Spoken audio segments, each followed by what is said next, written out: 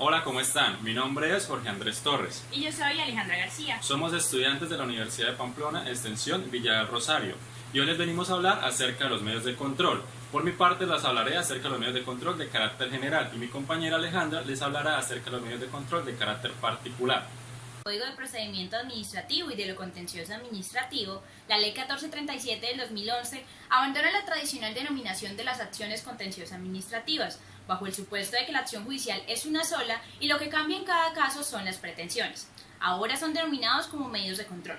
Los medios de control se identifican por pretensiones y están encaminados a lograr el control jurisdiccional de los actos y hechos de la administración demandados cuando se considere que quebranten la legalidad del orden jurídico.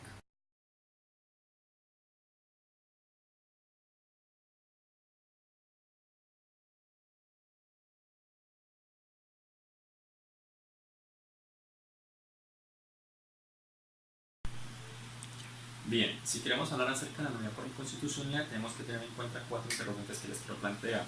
El primero de ellos, cuáles son las características de la nulidad por inconstitucionalidad. El segundo, cuál es el órgano competente para llevar a cabo dichos procesos de nulidad por inconstitucionalidad. El tercero, cuál es el trámite que se maneja para llevar los procesos de nulidad por inconstitucionalidad. Y el cuarto, cuáles son los términos que se manejan dentro de los procesos de nulidad por inconstitucionalidad. Para hablar de las características tenemos que tener en cuenta, primero, ¿quién puede presentar la nulidad por inconstitucionalidad? Pues el único requisito que nos exigen es que debemos ser ciudadanos nacionales, ya sea actuando bajo representación propia o a través de un apoderado judicial. El segundo de ellos, ¿cuál es la caducidad de la nulidad por inconstitucionalidad? Pues la nulidad por inconstitucionalidad no tiene caducidad. Esto quiere decir que se puede presentar en cualquier momento. Y lo que se busca con la nulidad por inconstitucionalidad es que se declaren nulos decretos de carácter general dictados por el gobierno nacional, siempre y cuando no correspondan a la Corte Constitucional. Pero si no corresponden a la Corte Constitucional, entonces ¿quién lleva a cabo los procesos? ¿Quién tiene conocimiento de los procesos de nulidad por inconstitucionalidad? Pues según la Ley 1437 del 2011, el CEPACA nos dice que el órgano competente es el Consejo de Estado. Ahora bien, teniendo el conocimiento sobre las características de la nulidad por inconstitucionalidad y que el Consejo de Estado es el órgano competente para llevar a cabo los procesos de nulidad por inconstitucionalidad, para hablar sobre el trámite de la nulidad por inconstitucionalidad tenemos que tener en cuenta primero los artículos de la Ley 1437 del 2011, que es el CEPAC. El primero de ellos es el 162, que nos habla sobre el contenido de la demanda, y el 175, que nos habla sobre el contenido de la contestación de la demanda. Pero en la demanda es indispensable mencionar la norma constitucional que se sienta que está siendo vulnerada y la justificación y argumentación de la inconstitucionalidad por la cual se está manifestando o argumentando. Bien, ahora como último de los interrogantes que le planteaba en un principio del video, hablaremos sobre los términos. Hay que tener en cuenta que los términos en la nulidad por inconstitucionalidad son muy cortos, con el fin de que el proceso sea con mayor celeridad.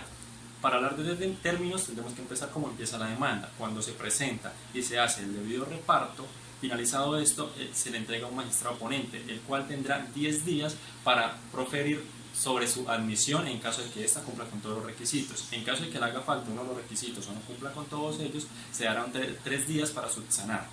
Admitida la demanda y haciendo la debida notificación, se le da un término de 10 días a la entidad que profirió el acto administrativo o a todos los interesados directos para que hagan la debida contestación.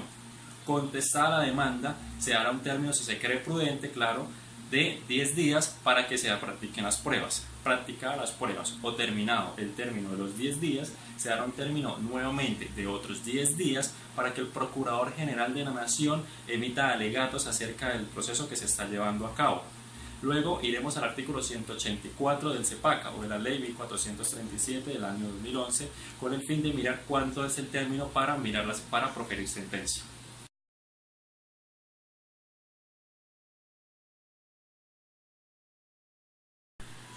Bien, si hablamos del control inmediato de legalidad, tenemos que tener en cuenta que este se da cuando se dictan medidas de carácter general en el ejercicio de una función administrativa y en el desarrollo de decretos legislativos, siempre y cuando el país se encuentre en un estado de excepción. ¿Pero qué es un estado de excepción?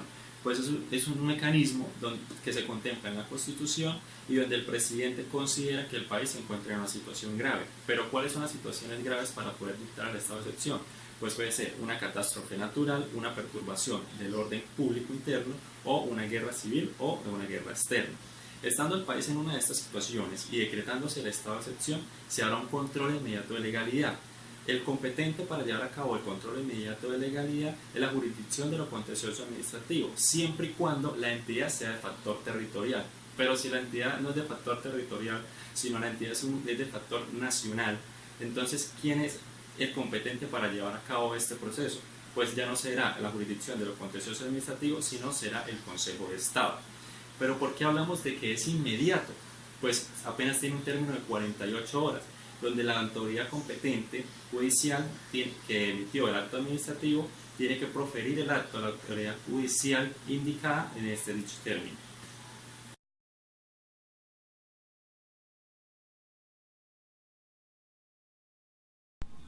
Bien, ahora vamos a hablar acerca de la nulidad simple. Pero para hablar de nulidad simple, primero quiero mencionarle unas características, las cuales son las principales de esta. La primera de estas es que la puede presentar cualquier persona, es decir, a diferencia de la nulidad por inconstitucionalidad, que se necesita ser ciudadano para poder iniciar el proceso, en este caso no necesita ser ciudadano, sino que simplemente cualquier persona puede iniciarlo.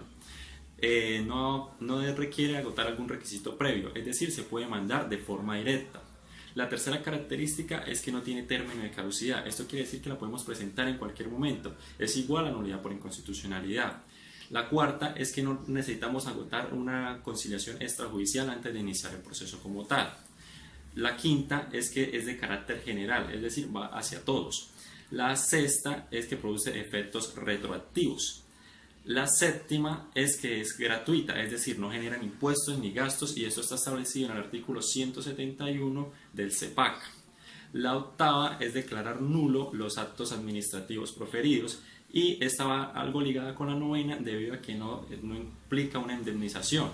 ¿Sí? Entonces solamente se busca declarar nulo el acto administrativo, más no indemnizar a la persona que haya sido afectada.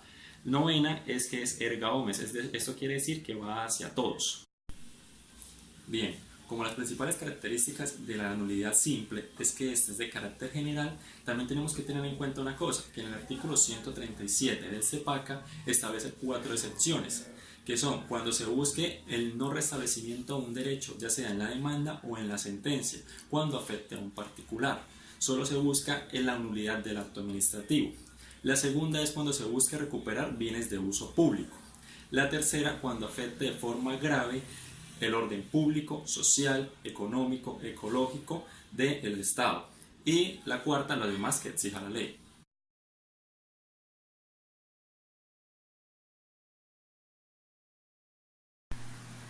La nulidad y el restablecimiento del derecho. Este medio de control presenta 5 características principales. La primera busca que se declare la nulidad del acto administrativo o de los actos administrativos que hayan sido demandados. Como segunda característica, busca que se restaure el derecho que haya sido vulnerado o conculcado. Asimismo, la nulidad y el restablecimiento del derecho busca que se reparen los daños que el acto administrativo haya causado a la persona. Como cuarta característica, implica el requisito de procedibilidad, como lo es la conciliación extrajudicial, siempre y cuando se trate de asuntos que sean conciliables. Y como última característica, pero no menos importante, es que cuando se pretenda demandar la nulidad de actos particulares, se requiere y es obligatorio interponer los recursos siempre y cuando estos procedan. Si se pretende demandar un acto administrativo a través del medio de control de nulidad y restablecimiento del derecho, este se debe tener en cuenta que procede por las mismas causales de la simple nulidad. Estas causales son 6, entre ellas se encuentra cuando el acto administrativo haya sido expedido con infracción de las normas en que debería fundarse. Otra de ellas es con desconocimiento de los derechos de audiencia y defensa. Otra de estas causales es que haya sido expedida de forma irregular o con desviación de las atribuciones propias de quien las profirió. Asimismo, una de las causales es que haya sido expedida sin competencia o con falsa motivación. Pero ¿cuál es el término para poder interponer este medio de control? La nulidad y el restablecimiento del derecho se puede interponer dentro de los 4 meses siguientes a la comunicación, notificación, ejecución o publicación del acto administrativo, dependiendo de cada caso, y este comenzará a contarse a partir del día siguiente.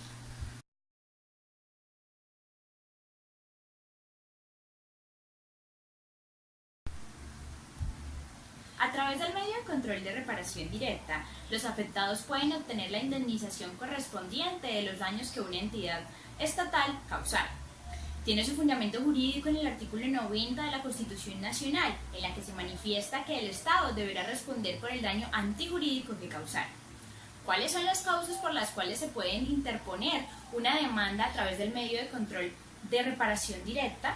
Estas causas se pueden dar por la acción, que es cuando el Estado de manera activa ocasiona el daño, por una omisión, que es cuando por la inactividad de una obligación propia de la entidad estatal se ocasionan los perjuicios. También se puede dar por una operación administrativa, que es cuando la administración se encuentra en ejecución de una orden emitida por un acto administrativo y se causan perjuicios. Se puede dar por la ocupación temporal o permanente de un inmueble, por un hecho o por cualquier otra cosa que se pueda imputar al Estado. ¿Qué se requiere para poder interponer este medio de control de reparación directa? Pues el único requisito que se debe agotar es el requisito de procedibilidad, como ya lo hemos nombrado, el de la conciliación extrajudicial, que se fundamenta en el artículo 161 del Código de Procedimiento Administrativo y de lo Contencioso Administrativo, nuestra Ley 1437 del 2011.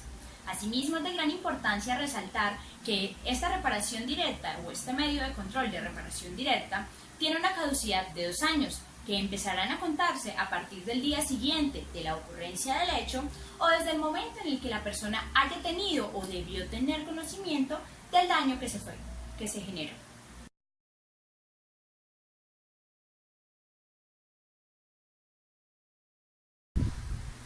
Cuando se da un contrato estatal, existen 2 etapas. La primera, que se da antes de la celebración del contrato, y la segunda, a partir de la celebración del mismo. En la primera etapa, que es denominada la etapa precontractual y que se da antes de la celebración del contrato, es en este momento donde se da el proceso de selección al contratista, y todos los actos que se desarrollen en esta fase podrán ser demandados a través del medio de control de nulidad o de nulidad y restablecimiento del derecho, como por ejemplo los actos de apertura de un proceso de selección. En la segunda etapa, que es denominada contractual y se da en el momento en el que se desarrolla el contrato, en esta etapa cada una de las controversias que se generen se podrán demandar a través del medio de control de controversias contractuales. Para poder interponer el medio de control de controversias contractuales se requiere como requisito de procedibilidad la conciliación extrajudicial, que se fundamenta en el artículo 161 en su numeral primero de la Ley 1437 del 2011, nuestro Código de Procedimiento Administrativo y de lo Contencioso Administrativo. Pero ¿cuál es la oportunidad o cuál es el término para poder presentar una demanda a través del medio de control de controversias contractuales?